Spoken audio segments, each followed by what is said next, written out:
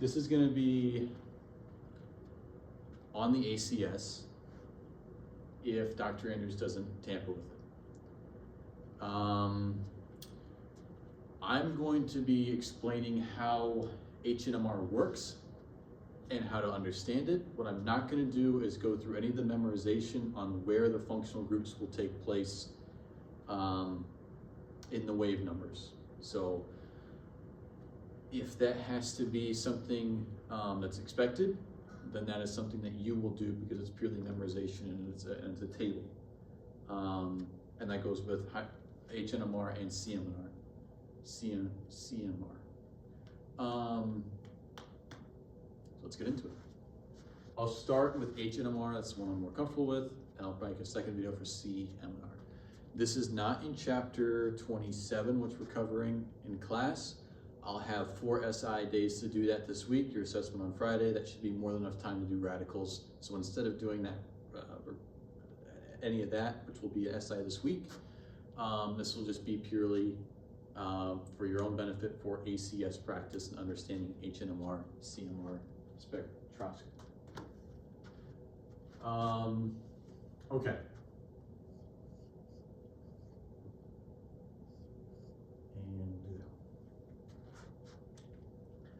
I have an ether up here. I need to, so I'm already given the formula. Sometimes we can be given, I'm already given the structure. We might just get the formula and we have to write out some isomers and have to distinguish or make our own Hnmr graph. Sometimes we might be given the spec chart and then we have to figure out what that structure might look like. We're going to start with the skeletal structure and then predict what our Hnmr graph is going to look like. And that way I think is probably the best way of understanding how this stuff, how to interpret what these graphs look like. The first step with Hnmr, at least in this instance, is I would draw out all of your hydrogens. All of your hydrogens I would draw out. I'm going to color code my hydrogens based on their chemistry. Where are they bonded? What they're bonded to, is that unique? Okay, are they in a unique position? Notice that all of these hydrogens are really in the same spot. They're all bonded to a carbon, bonded to a carbon, bonded to a carbon, bonded to an oxygen, and so on. We can rotate across this bond here, rotate these groups, their chemistry, where they're at relative to other atoms in our molecule are the exact same. Hopefully you see that. They're all on these, they're all in really the same spot. Their connectivity is all the same. They're different than this hydrogen. This hydrogen is bonded to a different carbon, and that's okay. But that carbon has 2 methyl groups and then the rest of the chain. This carbon here does not have 2 methyl groups and the rest of the chain. That's all we're doing here. So I'll keep going. These 2 hydrogens here have a unique chemistry about them. Their carbon is 1 bond away from oxygen. Neither of these are 1 bond away from oxygen. These hydrogens here are 1 bond away from oxygen, but notice they're also unique because the carbon they're bonded to has a methyl group on them. Does this have a methyl group on them? No. And lastly, and I don't have enough colors for this, we'll have unique hydrogens over here.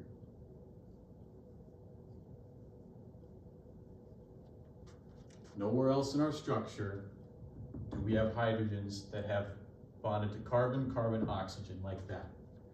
This is carbon, this is here, carbon, carbon, oxygen, but this carbon is different. It has 2 methyl groups on it, this one only has 1. There has to be some sort of line of symmetry in order to get groups that look the exact same of some kind, usually. Like here. We can rotate around that. All of these hydrogens here are the exact same. So we should have these black hydrogens here, 1, 2, purple, 3, blue, 4, green, and 5, these black hydrogens over here. We should have 5 distinct hydrogen groups.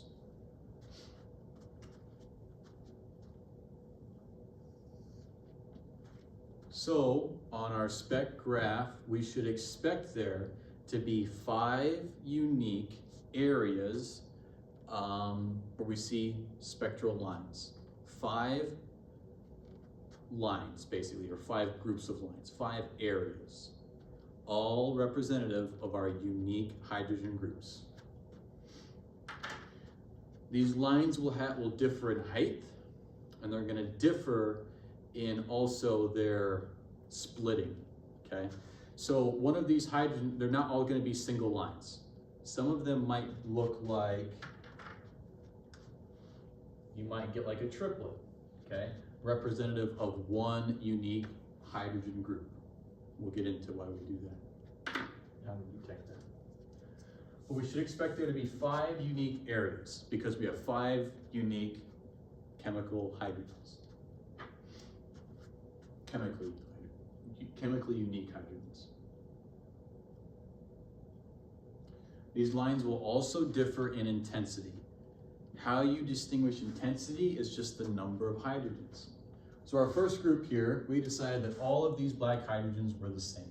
They all have the same bonding. There are 1, 2, 3, 4, 5, 6 hydrogens.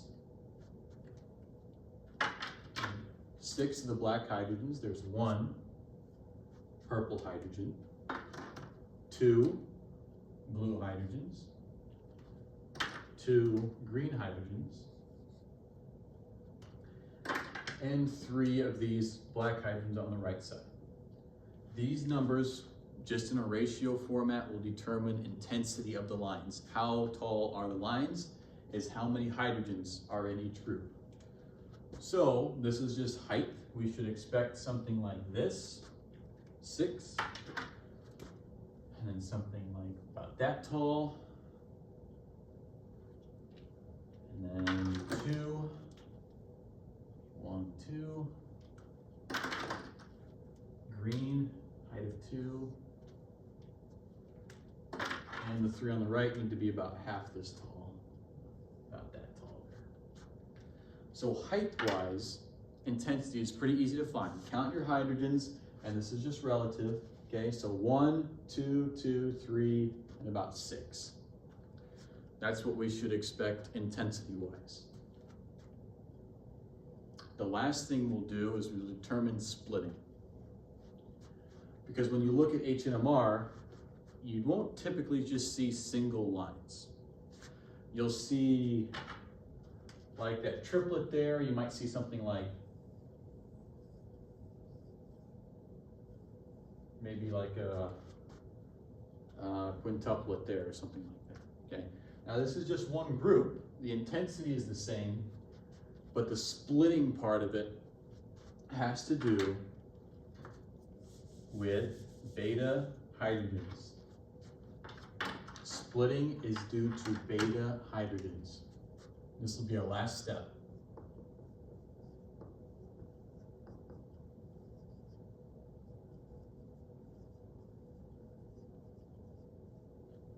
First thing we did, we identified our chemically unique hydrogen groups based on bonding. Next thing we did was determine intensity based on the number of hydrogens we had. We put them in a ratio, and we showed that visually on about what to expect for how tall the peak should be.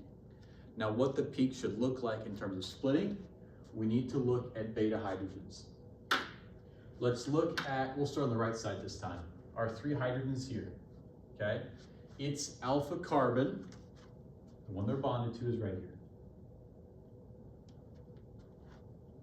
Alpha, beta, what are our beta options here? 1 away, right? Alpha, beta, here's our beta carbon. How many hydrogens are on that beta carbon? 2, right? All we do, how to determine splitting? We take our number of beta hydrogens, 2 in this case, and we add 1. That's all we're doing. We have 2 beta hydrogens here. Let's do splitting just below it. So this was intensity right here. We'll do splitting right below it in these numbers. We have 2 beta hydrogens. All you do is you add 1. Splitting, you find the number of beta hydrogens, add 1. We should expect there to be 3 groups in that, or a triplet, so also 3. What does that look like on our graph? Something like that. Now it might look like this. Either one's fine, so long as there are 3 groups there. The intensity again, how many number of hydrogens? The splitting is how many beta hydrogens relative to it. So we should expect a triplet for that.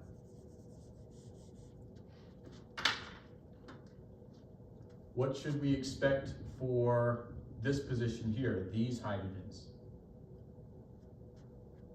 We only have 1 beta carbon right here. How many beta hydrogens do we have? 3. 3 plus 1. We should expect a group of 4. There. Our blue carbon, we have 1 beta carbon relative to it right here. How many beta hydrogens do we have? Just the 1. We only have 1 hydrogen on our beta carbon, so 1 plus 1 is 2. We should expect this one to be 2, or split into 2.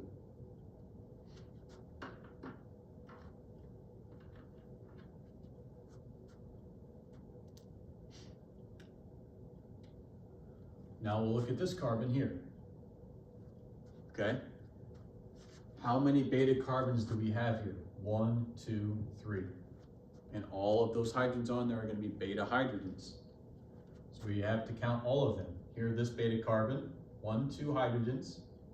This beta carbon, 3 hydrogens, up to 5. And then this beta carbon here. Count the beta hydrogens. We're 5, 6, 7, 8. 8 beta hydrogens. That's a lot. 8 plus 1, that's 9. We should expect this little signal here to be split into 9. Because we have 9 beta hydrogens relative to it. And because these groups are the exact same, I can just choose 1. I'll look at this carbon here. I have 1 beta carbon to it, and I can choose this one. Again, 1 beta carbon. And I have 1 beta hydrogen on it. 1 plus 1 is 2. This signal should be split into 2. Okay.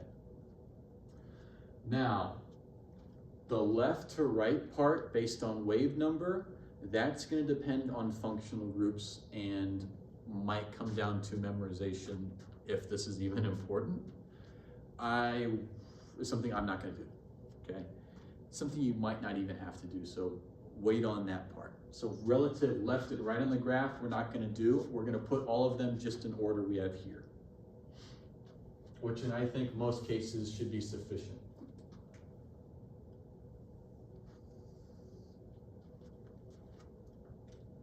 So we're going to keep them in this orientation, left to right, but that it's probably going to be something different based on, like a hydrogen bonded to an oxygen is probably going to be either, I believe, lower wave number. But again, don't worry about that right now.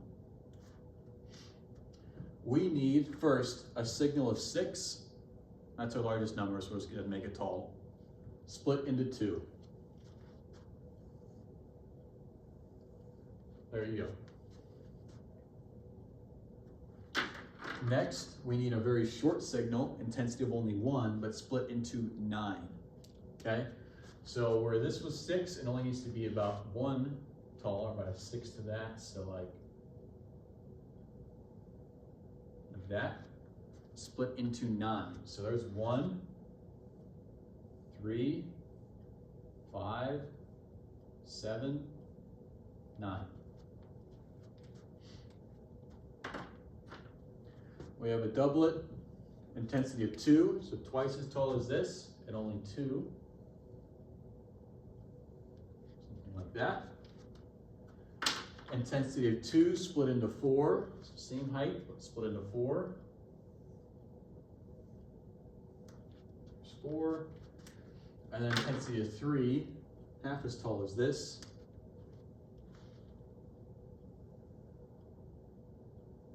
Split into 3. Is this what the Hnmr graph actually looks like? Probably not. 2 reasons. These are likely not in this order. They're probably mixed up a little bit. Again, that just comes down to memorization of functional groups and stuff like that, of which don't memorize right now. Understand how it works. Also, why it probably doesn't look like this, probably doesn't look this clean, and there's likely overlap and some disturbance, especially because some of these hydrogen groups are so close to each other chemically that there's probably overlap. Like probably our blue and green group, maybe there's like these kind of merge together and they look kind of the same, and you're probably not going to get clear signals. There might, right now you got like 6, they might overlap, it looks like 5. It won't look like an ACS, they'll make it clear for you.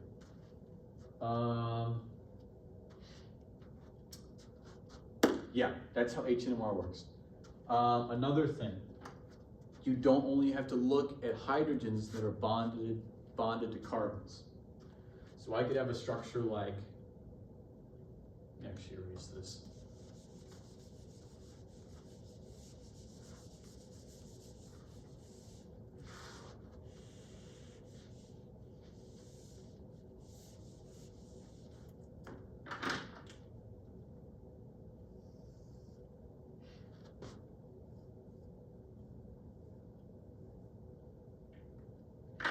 Try this one. Try this one on your own. Try it. First thing I'm going to do is draw in hydrogens. Notice that chemically, these 3 hydrogens are the same as these 3, right? They have the same carbon, carbon, carbon, alcohol. If I start over here, it's the same thing. Carbon, carbon, alcohol. Line of symmetry down the middle, your right and left will be the exact same.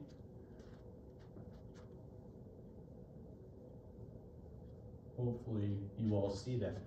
Those hydrogens are the exact same. I have a sneaky hydrogen right here. Green hydrogen. And my last one, this hydrogen here. We don't need to look at the only ones that are bonded to carbon. We can look at hydrogens that are bonded to heteroatoms here. So this hydrogen here also will have its own signal. And alcohol hydrogens have a specific wave number that you should expect to see them at.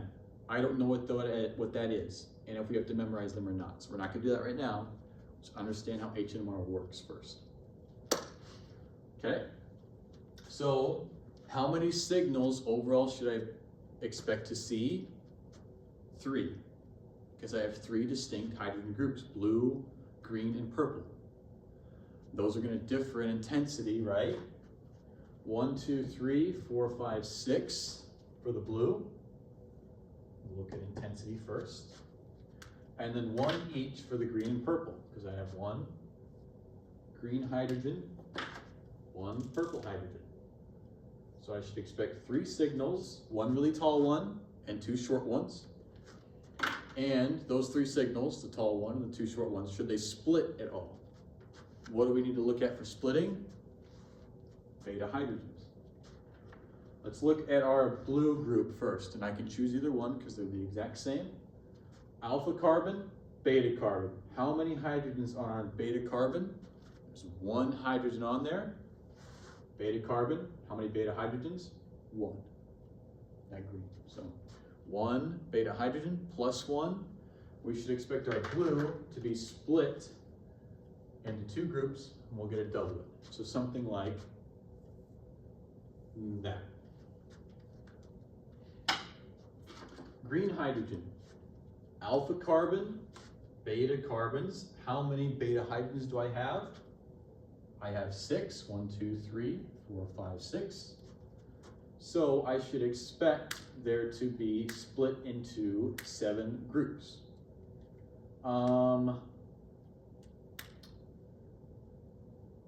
Yeah. Does this constitute as a beta hydrogen? It's a good question.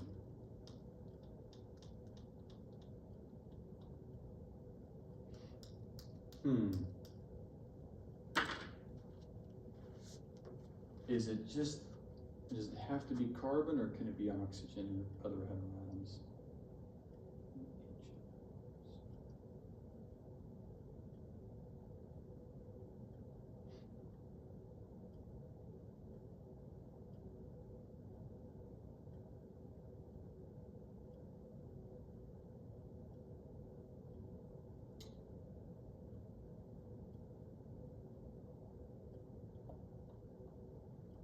I think it's just carbons.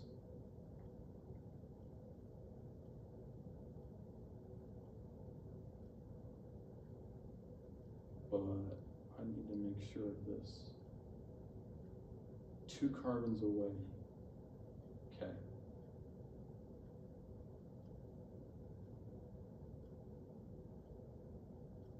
Okay, the presence of a heteroatom can affect the coupling constants, leading to different splitting patterns or even the absence of splitting.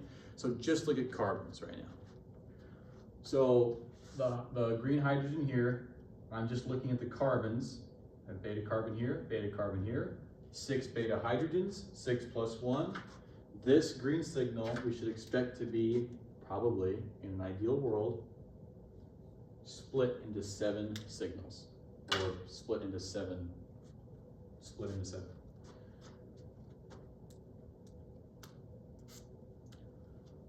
The green here, if I look in the beta position and I'll look at just the carbon in the beta position, I have 1 hydrogen on it.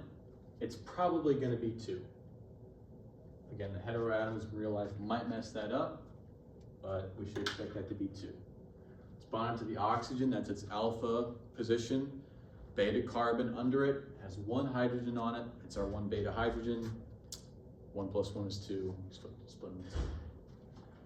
So ideally, we had our 2 signals here at intensity of 6. We should have 2 short signals. 1 split into 7. So there's 1, 3, 5, 7. And then a short signal split into 2. Like that. Hnmr, you can also, if given something like this, you should be able to work this way and make your own molecule as well.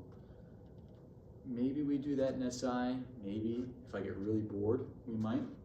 But hopefully this explains how Hnmr works, so when you see on the ACS, you can try and work with it.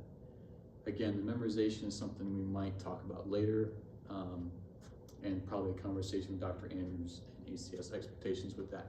I'll do CMR spectroscopy next, and all that radical stuff, just take a little break. We'll do that Monday, Tuesday, Wednesday, Thursday for your assessment on Friday. That should be more than enough time.